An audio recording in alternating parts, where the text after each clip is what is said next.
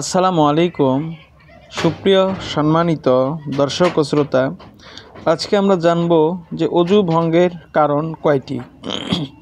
আমাদের সমাজে অনেকেই দেখবেন যারা অজু করে ঠিক আছে, কিন্তু কি কি কারণে অজু ভেঙে যায় তারা এইটাই জানে না। না জানার কারণে দেখা যায় বিনা অজুতেও অনেক সময় নামাজ হয়ে যায়, কিন্তু এই ব্যক্তিটা জানেই না।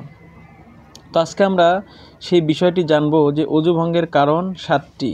এই 7টি কারণে মানুষের অজু ভেঙে যায়। 1 নম্বর, পায়খানা পেশাবের রাস্তা দিয়া কোনো কিছু বাহির হওয়া। এক কথায় পায়খানা বা পেশাবের রাস্তাতে যদি কোনো কিছু বের হয় তাহলে অবশ্যই অজুটা কিন্তু ভেঙে যাবে। 2 নম্বর, মুখ ভরিয়া বমি হওয়া। 3 নম্বর, শরীরের ক্ষতস্থান হইতে রক্ত, পুজ বা পানি। শরীরের ক্ষতস্থান হইতে রক্ত হোক, পুজ হোক, পানি হোক, বাহির হইয়া গড়াইয়া পড়া। যদি বাহির হইয়া গড়িয়ে পড়ে তো সেক্ষেত্রে অজু ভেঙে যাবে। 4 নম্বর, থুতুর সঙ্গে রক্তের ভাগ সমান বা বেশি হওয়া। আপনার থুতুর সাথে রক্তের ভাগ যদি সমান হয় অথবা এর চেয়ে বেশি হয় তাহলে অজু ভেঙে যাবে।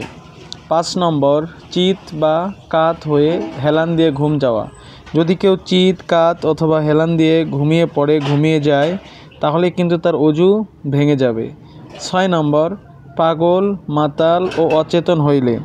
যদি কেউ অজু করার পরে পাগল, মাতাল অথবা অচেতন হয়ে যায় তাহলে সেক্ষেত্রে তার অজুটা কিন্তু ভেঙে যাবে, তার অজু আর থাকবে না। এরপরে 7 নম্বর, নামাজের উচ্চস্বরে হাসা। অর্থাৎ কোনো ব্যক্তি যদি নামাজের মধ্যে উচ্চস্বরে হাসি দেয় বা হেসে ফেলে সেক্ষেত্রে তার অজু কিন্তু ভেঙে যাবে। এই 7টি কারণের কোনো একটি যদি আপনার অজু অবস্থায় হয়ে যায় তাহলে কিন্তু অজুটা ভেঙে যাবে, অজু আর হবে না। তো সেক্ষেত্রে অবশ্যই আমাদের লক্ষ্য রাখতে হবে অজু করার পরে এই 7টি জিনিস থেকে বেঁচে থাকা। আর যদি অজু ভেঙে যায় পুনরায় আপনি অজু করে নেবেন। তো আজকের ভিডিওটি ছিল এ পর্যন্তই। ভিডিওটি যদি ভালো লাগে অবশ্যই লাইক, কমেন্ট, শেয়ার করবেন।